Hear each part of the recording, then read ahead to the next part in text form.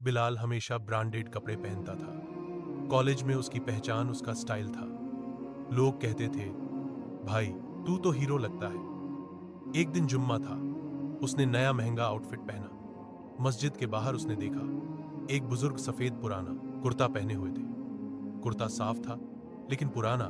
बिलाल ने बस एक नजर देखा और आगे बढ़ गया। खुतबा में इमाम ने एक आयत पढ़ी, इन्ना अक्रमकुम रिंदल्लाहि अतकाकुम।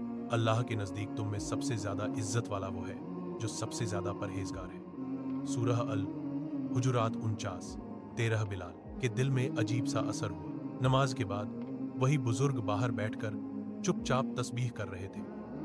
बिलाल ने पास जाकर सलाम किया। बुजुर्ग मुस्कुराए और बोले, बेटा, कपड़े साफ हों तो अच्छा लगता है, लेकिन दिल साफ हो तो अल्लाह को अच्छा लगता है। बस इतना ही। बिलाल घर गया, अलमारी खोली, महंगी शर्ट्स देखकर सोचा, क्या मैं सिर्फ लोगों के लिए तैयार होता हूँ या अल्लाह के लिए भी।